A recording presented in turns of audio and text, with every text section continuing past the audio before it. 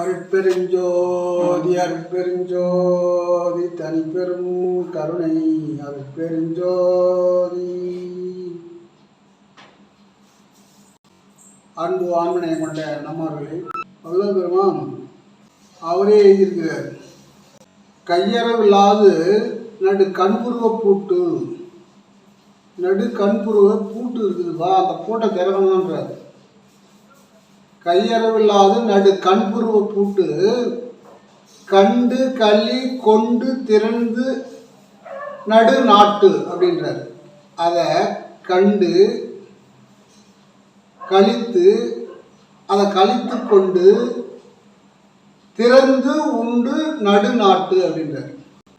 இப்போ இது அக அனுபவமாக சொல்றார், உள்ளதான் சொல்றார். இதை அழகணி சித்தர் சொல்றாரு. சாய சரக்கெடுத்து சாதிலிங்கம் தான் சேர்த்து மாயப்பொடி கலந்து வால் முழுவ நெய் ஊற்றி பொட்டென்று பொட்டுமிட்டார் புருவத்தின் இடநடிவே அப்படின்னு சொல்றாரு. அவர் என்ன சொல்றாரு? புருவத்தின் இடநடிவே அப்படின்னு சொல்றாரு. இப்போ வள்ளல் பெருமானுக்கும் முந்தி வந்தவர் அவருக்கு தான். அதான் எல்லாம் கோடான கோடி சித்தர்களும் ஞானிகளும் மகான்களும் இந்த மூலாதாரத்தில் இருக்கக்கூடிய குண்டலியும் இந்த கண்புருவ பூட்டையும் திறக்கணும் தான் சொல்கிறாங்க. குண்டலியை மேலே ஏற்றணும்னு சொல்கிறாங்க. கண்புருவ பூட்டை திறக்கணும். அதான் கையளவு இல்லாத நடு கண்புருவ பூட்டு கண்டுகளி கொண்டு திறந்து உண்டு நடு நாட்டு. இதை செஞ்சுட்டா சிற்சபையும் பொற்சபையும் சொந்தமானதாச்சு. அப்போ சூரிய சந்திரன் ஒன்றா கூட்டிட்டாங்க அப்படின்னு சொல்றாரு. சிற்சபையும் பொற்சபையும் சொந்தமானதாச்சு. அதன் பிறகு தேவர்களும் மூவர்களும் பேசுவதின் பேச்சு என்றார். தேவர் மூவர்லாம் பேசுவாங்களாம். அப்போ நம்ம என்ன பண்ணால் சிற்சபையும் பொற்சபையும் சொந்தமாகணும். சொந்தமானால் இந்த ஒரு கண்புருவ பூட்டை திறக்கணும். அது எல்லா சித்தர்களும் அதான் சொல்கிறாங்க. மாயப்பொடி குருவனுடைய அந்த கரத்திலே இருக்கக்கூடிய மாயப்பொடியால் திறங்க அப்படின்னு சொல்கிறார். மாயப்பொடி கலந்து வாளுழ நெய் ஊற்றி பொட்டென்றும் பொட்டுமிட்டார் புருவத்தின் இடை நடுவே அப்படின்றார். இது எல்லா சித்தர்களும் கொடான கோடி சித்தர்களும் இதான் சொல்கிறாங்க. அப்போ வள்ளல் பெருமானும் இதான் சொல்கிறார். இதை நீங்கள் திறந்ததாம சிற்சபையும் பொற்சபையும் உங்களுக்கு சொந்தமாகும். அப்படி சொந்தமானால் அது திறந்து போச்சு அப்படின்ற நமக்கு ஒரு மனசில் தோணுது அப்படின்னா தேவர்களும் மூவர்களும் பேசுவாங்களாம் நம்மளை பற்றி.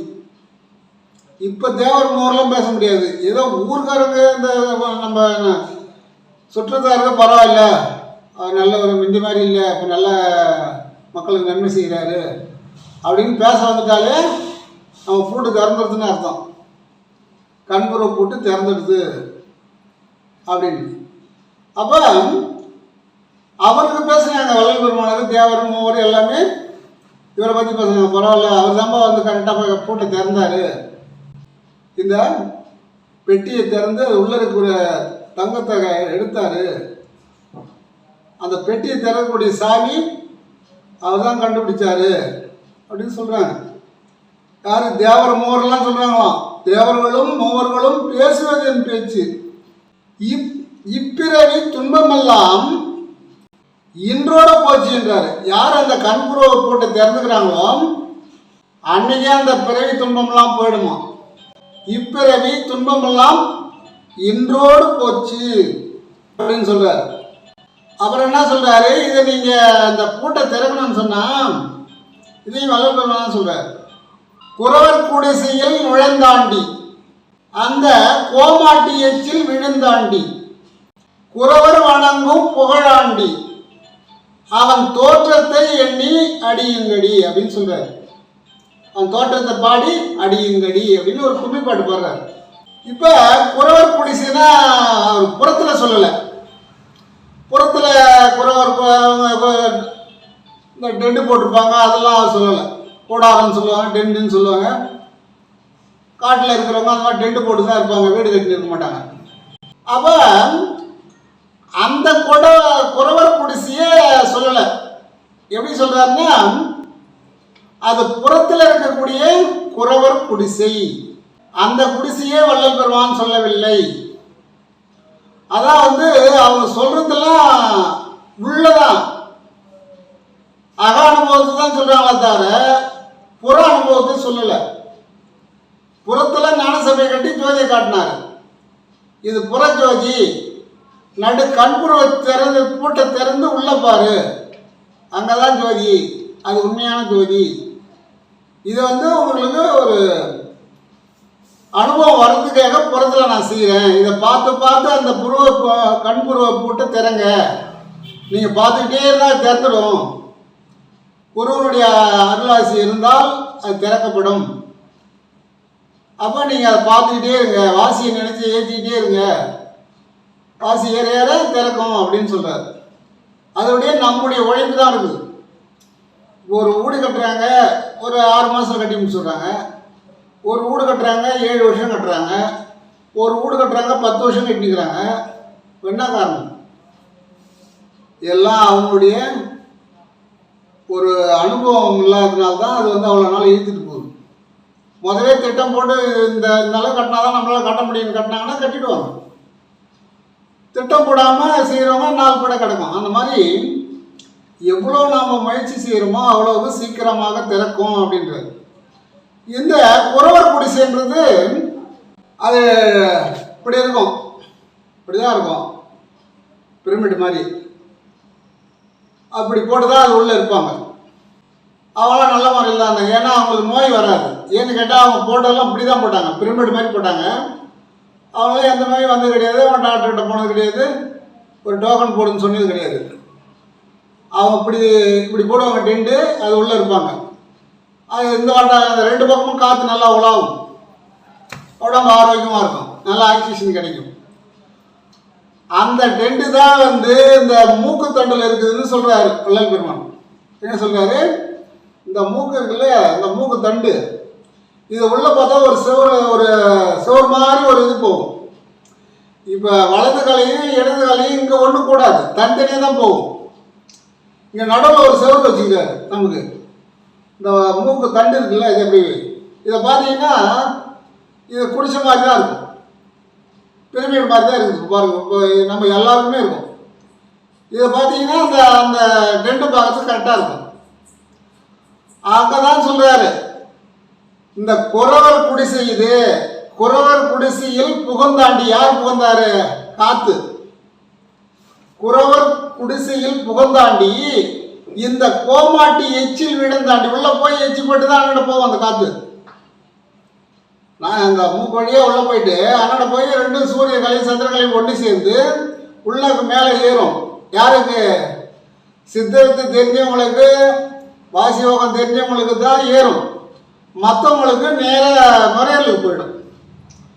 சித்தத்தை தெரிஞ்சவங்களுக்கும் நுரையலுக்கு போவோம், ஆனால் பாதி தான் போகும், பாதி மேலே ஏறும், பிச்சுருவாங்க 2ஆ. வித்து தெரிஞ்சவங்க அதான். அப்போ இதுதான் குறவர் குடிசை அப்படின்னு சொல்கிறாங்க. இந்த மூக்கு தண்டு, மூக்கு தான், மூக்க பாருங்க, அந்த பக்கம் அந்த பக்கம் அந்த குடிசை மாதிரியே இருக்குது பாருங்க. இது உள்ளதான் இந்த மாதிரி நடுவில் தான் அது வழி இருக்கும் அந்த டென்ட்டில். ஆனால் அதில் குறுக்க செவரு இருக்காது. இதில் நம்ம 2 பக்கம் செவரு வச்சுட்டாங்க, ஒரு பக்கம் உள்ள செவரு வச்சுட்டாங்க. சேஃப்டிக்காக அது ஒரு துவாரம் மாதிரி இருக்குது, ஒரு குடிசை மாதிரி தான் இருக்குது இந்த மூக்கு துவாரம்.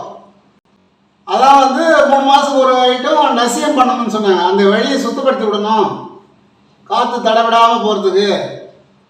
அதுக்கு தும்பை இலையும் நொச்சி இலையும் சமையடையாக எடுத்து அரைச்சி அதை வடிகட்டி 2 மூக்கு துவாரத்துலையும் ஒரு சொட்டு விட்டாக்க அது சிரசில் இருக்கிற சளியெல்லாம் கூட அந்த நெத்தியில் இருக்கிற சளியெல்லாம் கீழே இறக்கிட்டோம். அப்போ சளி குறைஞ்ச பிறகு மூக்கில் காற்று நல்லா போகிறது வர்றது, நல்லா போய் தட்டுறது தெரியும். மூக்கு க்ளீனாக இருக்கணும் அப்படின்றத நசியம் பண்ணணும்னு சொன்னாங்க. தும்பை இலை 4, நொச்சி இலை, நொச்சி கொழுந்து ஒரு 4, அதெல்லாம் அரைச்சி அதை அந்த சாரை புழிஞ்சி ஒரு சொட்டு விட்டாலே போதும், அவ்வளோ அருமையாக வேலை செய்யும். ஒரு 50 கிராம் அளவுக்கு சளி வெளியாகும். இப்போ 3 மாதத்துக்கு ஒரு முறை நசியம் பண்ணுங்க, 6 மாதத்துக்கு ஒரு முறை பேதியை சாப்பிடுங்க அப்படின்னு சொன்னார். அப்போ குடல் சுத்தமானா உடல் சுத்தமாகும், உடல் சுத்தமானா நீங்கள் தவம் பண்ணுறதுக்கு நல்லா இருக்கும். அப்போ மூச்சு காற்று நல்லா இருக்கும். இப்போ சில பேருக்கு வந்து இப்போ மூச்சு காற்றே விட முடியாது, திணறி மூச்சு விடுவாங்க. ஏன்னா நிறைய அடைப்பு இருக்குது, அது உள்ள ஒரு சதை ஒன்று வந்திருக்கும், ஒரு சவ்வு, அது சரியாக காற்று போக விடாது. அப்போ நீங்கள் 3 மாதத்துக்கு ஒரு முறை நசியம் பண்ணும்போது அந்த சதை வந்து கொஞ்சம் கொஞ்சமாக கரைஞ்சிடும். உள்ள கரைஞ்ச உடனே உனக்கு துவாரம் நல்லாவே காற்று உள்ள போகும் வரும். அதை தான் சொல்கிறாரு, குறவர் குடிசையில் புகுந்தாண்டி. இந்த மூக்கு வழியா, இது இந்த குடிசை வழியா, குறவர் குடிசையில் புகுந்தாண்டி, இந்த கோமாட்டி எச்சில் விழுந்தாண்டி, குறவர் வணங்கும் புகழாண்டி. தான் குறவர். அந்த இந்த யார் இந்த சித்த வித்தை கற்றுக்கிறாங்களோ, யார் வாசியோகம் பண்ணுறாங்களோ அவங்கெல்லாம் அந்த குறவர். நம்முடைய எச்சிப்பட்டு தான் அந்த காற்று பிறகு போகுது வெளியே. அதான் அந்த கோமாட்டி எச்சில் விழுந்தாண்டி, குறவர் வணங்கும் புகழாண்டி. அப்படி இது வந்து 2 அர்த்தமா எடுத்துக்கோங்க. முருகர் தான் வந்து அவங்க வணங்குறாங்க அப்படின்னு ஒரு ஐதீகமாக இருக்கு.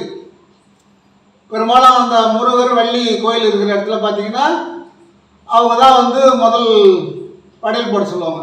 ஏன்னா அவங்க தெய்வம் தான், அவங்க தான் அங்கே தான் போனார், அந்த குடிசையில் தான் இருந்தார், அங்கே தான் வள்ளியை திருமணம் செய்து வந்தார். இந்த நடு நாடி இருக்குது, நடு சூரியகலை, அதுக்கு பேரே வள்ளின்னு பேர். அதுக்கு பேர் வள்ளி. இப்போ வள்ளி இங்கே வந்துருச்சா,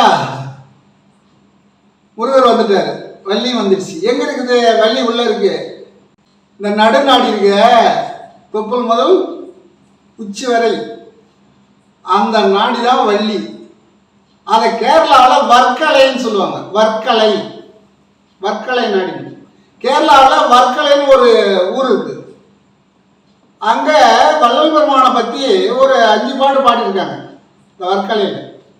அப்போ கேரளாவிலிருந்து ஒருத்தர் வந்து இங்கே பெருமான்கிட்ட அணுக தொண்டராக இருந்திருக்காரு.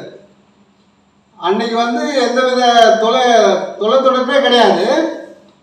கேரளாவில் வந்து ஒருத்தர் வந்து இன்றைக்கி 5 பாட்டு வந்து மலையாளத்தில் எழுதியிருக்கிறாங்க. அதில் எந்த பாட்டும் எழுதியிருக்கிறாங்க. குறவர் குடிசையில் புகந்தாண்டி, அந்த கோமாட்டி எச்சில் விழுந்தாண்டி, குறவர் வணங்கும் புகழாண்டி, அந்த கோமாலனை எண்ணி அடின்னு இந்த பாட்டுன்னு மலையாளத்தில் எழுதியிருக்காங்க. இப்போ மலையாளத்தில் எழுதியிருக்காங்க, இங்கிலீஷில் எழுதியிருக்காங்க, ஹிந்தியில் எழுதியிருக்காங்க, எல்லா மொழியிலும் எழுதிட்டாங்க. இது ஏற்கனவே அவர் இருக்கும்போதே மலையாளத்தில் எழுதியிருக்காங்க ஒரு 5 பாட்டு. அப்போ வர்க்கலைன்றது ஒரு ஊர் கேரளாவில் இருக்குது. வள்ளின்றது நடுநாடி. இதெல்லாம் அகப்பொருளாக அகத்தில் உணரணுன்றது தான் வள்ளல் பெருமான் வந்து சொன்னது. அதாவது அவன் தோற்றத்தை பாடி அடியுங்கடி அப்படின்னா, காற்றுக்கு எந்த தோற்றதா போகிறது வந்து நம்ம உணரும் போது தான் தெரியும். காற்று உள்ள போகிறது வரலாம், எல்லாருக்கும் தெரியாது. இப்போ சாதாரண மக்களுக்கு வந்து காற்று உள்ள போகிறது வந்து தெரியாது. இப்போ சித்த வித்தியாசர்கள், இந்த வாசி யோகம் பண்ணுறவங்க, இவங்களெல்லாம் கரெக்டாக தெரியும் காற்று எப்படி போகுது, காற்று அது ஏறது போகிறது ஏற்றது எல்லாமே தெரியும். அதுதான் சொல்கிறான், தோற்றத்தை பாடி அடியுங்கடி. எங்கே அடிக்கிறது? இந்த உள்நாக்கு மேலே ஏற்றணும். அதுதான் அடியுங்கள். உள்நாக்கு மேலே இந்த காற்று அடிங்க, அடிச்சுட்டே இருங்க. என்னைக்காவது ஒரு நாள் கதை திறக்கும். திருக்கதவும் திறவாயோ, திரைகள் எல்லாம் தவிர்த்து திருக்கதவும் திறவாயோன்னு அவரே கேட்குறாரு வள்ளல் பெருமானே. அவர் கேட்டாரே திறந்துடுத்து அவருக்கு. அதுதான் இப்படி உள்ள அனுபவத்தை இப்படி பாட்டாகவும் ஒரு சூட்சமாகவும் உள்ள நம்ம புரிஞ்சுக்கணுன்றதுக்காக. அதனால் இப்போ சித்தர்கள் ஞானிகள்லாம் வந்து உலகெல்லாம் உணர்ந்தவர்கள், உலக அனைத்தையும் உணர்ந்தவர்கள் சித்தர்கள் ஞானிகள். அரியவனாகிய இறைவனை உணர்ந்தவர்கள், உணர்ந்து மகிழ்ந்தவர்கள், அவனோடு ஒன்றர கலந்தவர்கள் ஞானிகள். தலை சிறந்தவர்கள் சித்த புருஷர்கள், இவர் தான் சித்த புருஷன் சொல்லுவாங்க. அதுல கோடான கோடி சித்தர்கள் இருந்தாலும் 18 சித்தர்கள் தான் பெருமையா சொல்றாங்க. அவங்க தான் முதன்மையானவர்கள். 18 சித்தர்கள். அதுல ஒரு சித்தர் தான் பாம்பாட்டி சித்தர். 18 சித்தர்ல ஒரு சித்தர் பாம்பாட்டி சித்தர். சித்தர்கள் முடியாத இறைநிலையை மனிதன் அடையும் வழியை சொல்கிறார்கள். முடியாத இறைநிலை, முடியாதுன்னு நம்ம நினைக்கக்கூடாது, அதை நீங்க அடையணுன்றது தான் அவங்க சொல்றாங்க. 18 சித்தத்துல ஒரு முக்கியமான சித்தர் பாம்பாட்டி சித்தர். மூட பழக்க வழக்கங்களை சாடுகிறார்கள்.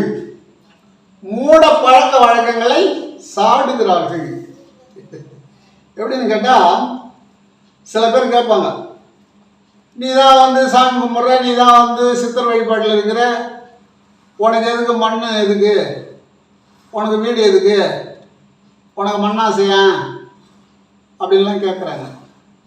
மண்ணாசை, பொன்னாசை, பொருளாசை இருக்கக்கூடாதுன்னு சொல்றாங்க சித்தர்கள். அவங்க சொல்றதுல சில உள்கருத்து இருக்குது. இப்போ வல்லபெருமா இருந்தாரு, அவர் 84 ஏக்கர் வடலூர் பெருவெளியை வந்து இனமாக தான் கொடுத்தாங்க, வாங்கினார். அது ஆசை தானே அது. ஏன்னா மக்கள் வந்து அங்கே கூடணும், இறைநிலை அடையணும், குற்றமே செய்யக்கூடாது, கொலைகளவு செய்யக்கூடாது, கொலைகளவு செய்வாரோடு இணங்கக்கூடாது, பேசக்கூடாதுன்ற. கொலைகளவு செய்வோருக்கு சாப்பாடு மட்டும் போடு, அவன்கிட்ட எதுவும் பேச்சு வச்சுக்காது அப்படின்ற. இந்த பெருவழியில கூடி நீங்கள் சத்தியம் தவறாக இருக்க வேண்டும், நேர்மையாக இருக்க வேண்டும், உத்தம புருஷர்களாக இருக்க வேண்டும். சத்தியம் தவறாத உத்தமர் போல் நடிக்கிறார் இப்ப சில பேர். என்ன, அது போல நடிக்காதீங்க, சத்தியம் தவறாம இருங்க. மலையாளத்தில் சொல்லுவாங்க, நேர் வரையணும், சத்தியம் வரையணும் அப்படின்னா, நேர்மையாக இருக்கணும், சத்தியம் தவறாமல் இருக்கணும்னு சொல்லுவாங்க. நாங்கள்லாம் சில காலம் அங்கே மலையாளம் போகும்போது அப்படி சொல்லுவாங்க. அப்போ சிலர் கேட்பாங்க, இப்போ எத்தனையோ சித்தர்கள் வந்து இப்போ வல்லபெருமா 83 ஏக்கர் பெருவெளி வாங்கி மக்களுக்கு தான் விட்டார். ஞானத்தந்தை சிவானந்த பரமஹம்சர் 90 ஏக்கர் வாங்கி அதிலே வந்து நீங்கள் பாடுபட்டு அதிலே விவசாயம் செஞ்சு வர மக்களுக்கு ஆகாரம் கொடுக்கணும். பிறரை போய் கேட்கக்கூடாது. என்று நான் பிறரை கேளாத இயல்பும். நீ யாரையும் போய் கை நீட்டக்கூடாது. நாமெல்லாம் கை நீட்ட வந்தவங்க இல்லை, நம்மளை தேடி அவங்க வரணும். எப்படி பூவில் இருக்கிற தேனை 20 மைல் கண்ணாண்டு அப்பால் இருக்கிற வண்டு வந்து தேடி வந்து அந்த தேனை எடுக்கும். அப்போ நீங்கள் இறைவனோடு ஒட்டி இருந்தால் அவர்கள் உங்களை தேடி வருவார்கள். நீ எங்கேயும் தேடி போக வேண்டாம். நானே தர்மசாலைக்கு எங்கேயும் தேடி போகவில்லை. அன்னைக்கு கையால் குத்தி உரல்ல குத்தி அரிசி எடுக்கிற காலத்திலே கட்ட வண்டியில மூட்டை மூட்டையாக அரிசி வந்தது. விரவு எங்களை தேடி வந்தது, கேழ்வரகு எங்களை தேடி வந்தது, தர்மசாலை தேடி வந்தது. அனைத்து தானியங்களும் தர்மசாலை தேடி வந்ததே தவிர நாங்கள் யாரையும் தேடி போய் கையேந்தவில்லை. அதான் அவரே எழுதிட்டார், அழகா எழுதுறார். என்று நான் பிறரை கேளாத இயல்பும், என்று வந்தோர்க்கு இல்லை என்று சொல்லாமல் இடுகின்ற திறனும். நம்மகிட்ட ஒருத்தர் வந்துட்டாங்க, ஐயா 10 ரூபா கொடுன்னா நம்ம இறைவனோட அருளால நம்மகிட்ட 10 ரூபா இருந்துகிட்டு இருக்கும், அதை கொடுக்கணும். அதான் பொருளாசை இல்லை, நான் காசு வந்து கையால் தொட மாட்டேன், நான் கீழே கிடாச்சிட்டேன். ஒரு காலத்தில் வல்லபெருமா ஆரம்ப காலத்தில் சோமு செட்டியார் வீட்டில் சொற்பொழிவு பணி செய்து காசை வாங்கிட்டு வந்து, காசை தொடக்கூடாது, இதை தொட்டால் நம்ம கொடுத்து ஒட்டிக்கும், ஆசை வந்துடும், பேராசை வந்துடும், நீ காசு சம்பாதிக்கிறதுக்கு ஏகப்பட்ட போய் சொல்கிறாங்க. மனசாட்சி இல்லாமலே சம்பாதிக்கிறாங்க. ஒரு ஏழைகிட்ட இருந்து நிறைய காசை கொடுக்குறாங்க. ஆனால் இறைவன் இதை பார்த்துக்கிட்டே இருக்கிறான், இதை பாவ கணக்கில் எழுதிக்கிட்டே இருக்கிறான். நான் சொல்கிறேன்னு யாரும் வருத்தப்படாதீங்க, நடைமுறையில் நடக்கிறத சொல்கிறேன். அதெல்லாம் பார்க்கும்போது மனசு துடிக்குது. ஏன்னா அவன் வந்து ஒரு வருஷம் சம்பாதிச்சா தான் அந்த காசு சம்பாதிக்க முடியும். 1 மணி நேரத்தில் அவனை ஏமாற்றி வாங்கிடுறாங்க. இப்படி காசு சம்பாதிக்க அப்போ பிறர் உழைப்பை வந்து அந்த மாதிரி ஏமாற்றி வாங்கக்கூடாது. இதுதான் வள்ளல் பெருமான் சொன்னார். இது ஒரு களவுன்றார். கொலை செய்கிறவன் இந்த மாதிரி களவு செய்கிறோம், அவனோட இணங்காத, அது ஒன்று அவனுடைய சாரம் ஒன்றை ஒட்டிக்கொன்றார். அப்போ பொருளாசை, பொருளாசைன்னா பிறர் பொருள் மேலே தான் ஆசைப்பட வேணான்னு சொன்னாங்க. அவங்க சொன்ன உள்கருத்து என்ன? பிறர் பொருளை வந்து வஞ்சித்து எடுக்க வேண்டாம். இப்போ நான் சொன்னேன்ல, அவன் 1 வருஷம் சம்பாதிச்சு சேர்த்துருப்பான், ஏழை. ஒரே நாளில் அதை ஒருத்தர் தட்டி வாங்கி போடுறாரு. அவரு இவருன்னு சொல்கிறது நான் விரும்பல, சொல்லக்கூடாது. அங்கே ஒரு மனசாட்சி இருக்குல்ல. நாம் இன்னைக்கு என்ன உழைச்சோமோ அந்த உழைப்புக்கு கூலி வாங்கிக்கலாம், தப்பு கிடையாது. அவனுக்கு இன்னைக்கு பூரா உழைச்சோமா, சரி எனக்கு இந்த கூலி மட்டும் கொடுப்பா அப்படின்னு வாங்கி. நான் சொல்லுவார், நீங்கள் தவம் பண்ணிக்கிட்டே இருங்க, நீ எவ்வளோ கஷ்டப்படுறீங்களோ அந்த உழைப்பை ஆண்ட விட மாட்டான், அந்த உழைப்புக்கு அந்த கூலி கொடுப்பான் அப்படின்னு சொல்லுவார். அப்போ பொன்னாசை அப்படின்னா 2 இருக்கு. பொண்ணுன்றது தங்கம், வைரம், மாணிக்கம், முத்து எல்லாம் இருக்கு. அது வந்து அளவோட வச்சுக்க வேண்டியதான். ஏன்னு கேட்டால் அது நமக்கு தேவையில்லை. அதுவும் நம்மக்கிட்ட இப்போ வீட்டில் பெண்கள் இருக்கிறாங்கன்னா அவங்களுக்கு தேவை தான். அது ஒரு அளவாக வச்சுக்கணும். நமக்கு போதுமானது மட்டும் இருந்தால் போதும். ஒரேடியாக ஒரு 6 தலைமுறைக்கு வாங்கி வச்சுக்கூடாது. அப்போ நமக்கு பின்னாடி வர சங்கதியில் என்ன சோம்பேறியாக வருவான்? இப்போ இருக்கிற தாத்தாலாம் 6 தலைமுறைக்கு சம்பாதிச்சு வைக்கிறாங்க. ஒரே ஒரு மகன் தான் சொன்னார், என்னுடைய பேர பிள்ளைங்களுக்கு அறிவு இருந்தால் அவன் மகான் ஆயிடுவான், அவன் செல்வந்தனாக வருவான், அறிவை பயன்படுத்தினான் அப்படின்னு சொன்னார். ஏங்க இது போல் வேற பசங்களுக்கு ஏதாவது சேர்த்து வைக்கக்கூடாதா அப்படின்னு கேட்டால், அவனுக்கு சேர்த்து வைக்கிறது அறிவு தான். அறிவு இருந்தால் பசிக்குவான், அறிவு இல்லைன்னா எதுக்கு சொத்தையும் விட்டுருவான், சொத்தே இருக்காது அப்படின்னு சொன்னார். அப்போ பொன் தேவைதான் அளவுக்கு, பொருளாசை அளவுதான், மண்ணாசை அளவுதான். மண்ணாசைன்னா இப்போ நம்ம அடுத்தவங்க கொண்டாந்து கொடுப்பாங்க பார்த்துட்டு இருக்க முடியும்? நம்ம உழைச்சோம், நம்ம வாங்கினோம், அந்த சொத்து இருக்குது, உழைச்சி வாங்கின சொத்து இருக்குது. அதில் இருக்கிற அதை நம்ம பயிர் செய்து அதில் இருக்கிற வருவாயை கொண்டாந்து நம்ம பிறருக்கு கொடுக்கலாம், நம்ம சாப்பிடலாம், பிறரை பார்க்க வேண்டியது. இல்லை நம்ம உழைக்கிறோம், பொருளை மண்ணை வாங்கலாம். எதுக்கு வாங்குகிறோம்? நம்ம அதுலேருந்து பயிர் செய்து நம்ம பிழைக்கணும்ல. சாமியார் ஆகிட்டேன்னா அப்படி ஒரே மூலையில் உட்காந்தா அரிசி, பயிர், காசு எல்லாம் வருமா? எப்படி வரும்? ஏதாவது குறுக்கோயில் போனால் வரும். இன்னைக்கு கூட ஒருத்தர் சொன்னார், நீங்கள் நேர்மையாக இருக்கிறதுனால தான் அப்படி இருக்கிறீங்க அப்படின்னு. நேர்மை என்னைக்கு அழிவு இல்லைப்பா அப்படின்னு. குறுக்கோயில் போனால் எப்போ வசதி ஆகிட்டுருக்கலாம். குறுக்கு வழியில் வாழ்வு தேடிடும் திருட்டு உலகமடான்னு. அந்த குறுக்கு வழியில் வர வருமானம் வந்து தலைமுறையாக நிற்காது. எப்படி? அது நம்ம தலைமுறையிலேயே அந்த குறுக்கு வழியில் வந்த ஒருத்தரை மோசம் பண்ணி ஒருத்தரை ஏமாற்றி எடுக்கிற பொருள் நிற்காது. இப்படி என்னுடைய அனுபவத்தையும் நான் நிறைய பேர் பார்த்துருக்கேன். இப்போ நான் பிறந்த காலத்துலேருந்து நான் இந்த பழகிற இடங்களில் பார்க்கும்போது குறுக்கு வழியில் பல கோடியெல்லாம் சம்பாரிச்சாங்க.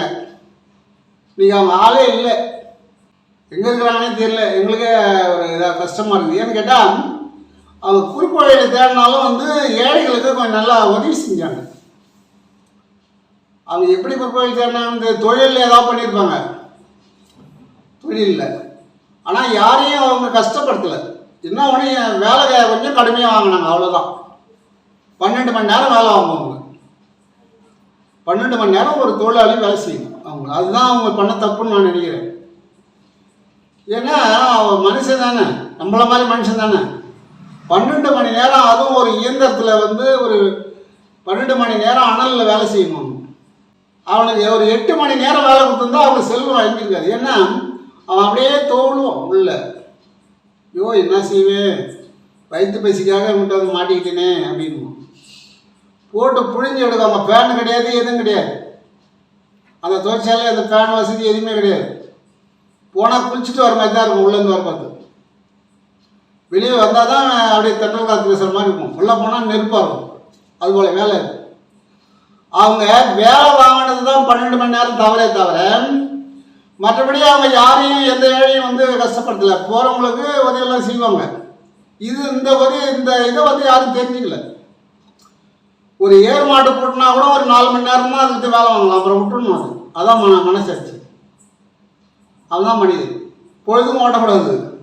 ஒரு காலையில் கட்டுறான், சாயந்தரம் வரைக்கும் ஓட்டினா என்ன ஆகும்? மாடு 12 மணி நேரம். அப்போ ஒரு மனுஷனை காலையில் 8 மணிக்கு வந்து நைட்டு 8 மணி வரைக்கும் வேலை வாங்கினாங்க. அதுபோல் அதுதான் அவன் எவ்வளோ கஷ்டப்பட்டுருப்பான். நடாந்த காசுக்கு வந்து இப்படி போட்டு நம்மளை புரிஞ்சு எடுக்கிறாங்கன்னு மனம் கும்பிடுங்களே, மனம் வேக்காடுக்குங்களே. ஏன்னு கேட்டால் அந்த மாதிரி செல்வம் வந்தவங்கெல்லாம், குறுக்கோயில் வந்தவங்களாம் இன்றைக்கி ஆளே இல்லாமல் போயிட்டாங்க. எனக்கு தெரிஞ்சு எத்தனையோ பேர், ஒரு ஆள் 2 ஆள் இல்லை. அதுபோல் மண்ணாசை என்பது அளவோடு இருக்கலாம். இப்போ ஞானபிதா வந்து அவங்களுடைய சிஷியர்களுக்கு தகுந்த இடத்த வாங்கி விட்டா, இருந்தா இதை சம்பாதிச்சு சாப்பிட்டுக்க, நல்லா தவம் பண்ணு, வாசியோகம் பண்ணு, ஏவனை ஒன்று சேரு. இந்த கோர்ட்டு, போலீஸ் ஸ்டேஷன், இன்னொரு ஸ்டேஷன் இருக்குது மருத்துவமனை, அது ஒரு ஸ்டேஷன் தான் அது. ஏன்னா உள்ளே போயிட்டோம்னா அங்கே இருக்கிறவங்களாம் மிரட்டுவாங்க. ராத்திரி 12 மணிக்கு பிடிச்சாந்து வெளியே தள்ளுவாங்க. மழைன்னு கூட பார்க்க மாட்டாங்க. அது இலவச ஹாஸ்பிட்டல். ஆமாம், அந்த அனுபவம் எனக்கு இருக்குது. மனசாட்சி இருக்காது. 12 மணி மழை பெய்யும், போயா வெளியே தள்ளுவோம். அவனும் மனுஷன் தானே, நாமளும் மனுஷன் தானே, நாம் உள்ளே உட்காந்துருக்குறோம், அவனை மழையில் தள்ளுறோமே அப்படின்லாம் இருக்காது. ஏன்னு கேட்டால் அவர் ரூல்ஸான். என்ன ரூல்ஸு? இனியும் ஒருத்தன் அப்படி தான் சொன்னான். ஒரு கவர்மெண்ட் ஹாஸ்பிட்டலில் நான் இரவு 12 மணிக்கு மழை பெய்யுது, வெளியே போகானு இருப்பா, மழை விட்டேன். நான் மழையாக வெளியே போய் வெளியே தள்ளி விட்டான். அதான் நான் சொன்னேன், நீ கடைசி வரைக்கும் நல்லா இருக்கூடா அப்படின்னு. அதன் பிறகு எல்லாரும் முடியாது, வாங்க வாங்க உள்ளே வாங்க உள்ளே வாங்கன்னு எனக்கு போட்டான். எப்போ மழையில் தள்ளி விட்டீங்க, நான் மழையிலே தான் நினைவு, நீ வரமாட்டேன்டா, அந்த உயிர் இப்படியே போனால் பரவாயில்ல வெளியே வந்து. அப்படிலாம் மனசாட்சி இல்லாதவங்களாம் இருக்காங்க. அது ஒரு கோர்ட்டு மாதிரி தான் அது. ஏன்னா நாம் வந்து உடலை வந்து பொன் போல பார்த்துக்கல. வள்ளல் பெருமான் சொன்ன மாதிரி, வள்ளல் பெருமான் என்ன சொன்னார், பவுனை வந்து நீ இப்போ மண்ணில் பச்சுட்டு எடுக்கலாம், எத்தனை வருஷம் காய்ச்சாலும் அது செல்லே இருக்காது. ஆனால் அந்த உடம்பை போட்டால் 2 வருஷத்துல உடம்பே இருக்காதுன்னாரு. மண்ணில் விளைஞ்சதை சாப்பிட்றோம், மண்ணில் இருந்து தான் நம்ம வந்தோம், ஆகாயம் நம்மளோட கலந்தது, அது போயிடும். யார் யார் எங்கேருந்து வந்தாங்களோ அவங்கவுங்க அந்த இடத்துக்கு போயிடுவாங்க. இந்த உடம்பானது மண்ணுக்கு போயிடும் அப்படின்னு சொன்னார். இதை மண்ணுக்கு போகாமல் தடுத்து கொடுத்துக்கு நீங்கள் வழி தேடுங்க. மண்ணுக்கு போனாலும் மக்காது.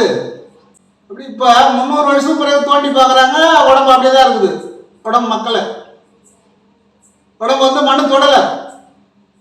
அந்த அளவுக்கு புடம் போட்டு வச்சுருக்காங்க உடம்ப. அதான் உடம்பை புடம் போடுங்கப்பான்னாரு. அதனால் நீங்கள் வீட்டை விட்டு ஓடிந்துருங்கன்னு சொல்லலை, காட்டுக்கு ஓடிப்போங்கன்னு சொல்லலை. வீட்டில் இருந்தபடியே செய்யலாம் தான் அனைத்து சித்தர்களும் சொல்கிறாங்க. இப்போ மண்ணே வேணான்னு சொல்லிட்டு பெருமான் வந்து அந்த தர்மசாலையோட விட்டுட்டு போயிருந்தா, இல்லை ஞானசாமி வீட்டுன்னு கட்டி விட்டுட்டு இருந்தா, நாமெல்லாம் போய் எங்கே வண்டி விடுறது, எங்கே நின்று நம்ம ஜோதி பார்க்கறது? இன்னைக்கு ஒரு 300 அடி அளவு நின்று இப்போ ஜோதி பார்க்குறாங்க. அந்த அளவுக்கு இடம் வாங்கினா தானே நம்ம பார்க்குறோம். அவர் மண்ணாசை வேணாம்ப்பா, இல்லை வேணாம், சும்மா அந்த 1 ஏக்கர் இருந்தால் போதும், தர்மசாலைக்கு ஒரு 2 ஏக்கர் இருந்தால் போதும் அப்படின்னா நீங்கள் என்ன பண்ண முடியுங்க? ஆனால் தனியார்கிட்ட இருந்ததுன்னா இன்றைக்கி நம்ம காலே வைக்க முடியாது, உள்ளே போக முடியாது. மக்கள் போய் ரொம்ப சிரமப்படுவாங்க. அதனால்தான் எதுக்கு சொல்கிறேன்னா, சில பேர் வந்து மண்ணாசரக்கூடாது, பொண்ணாசரக்கூடாதுன்னு, இதுதான் அளவோடு இருக்கணும்னு சொல்கிறாங்க சித்தர்கள். வள்ளல் பெருமான்னு சொல்கிறார், அளவோடு இருக்கணும், அளவுக்கு மேலே ஆசைக்கூடாது, அதிக ஆசை பெரு நஷ்டமாகும். இதை வந்து 2 விதமாக புரிஞ்சுக்கணும். அவர் என்ன சொல்கிறார், பெண் ஆசைனா வந்து மற்ற பெண்கள் மேலே ஆசைப்படாமல் இருந்தான்னு சொல்கிறார். அடுத்தவங்களை வந்து தாயாகவும் தந்தையாகவும் நினைக்கணும்.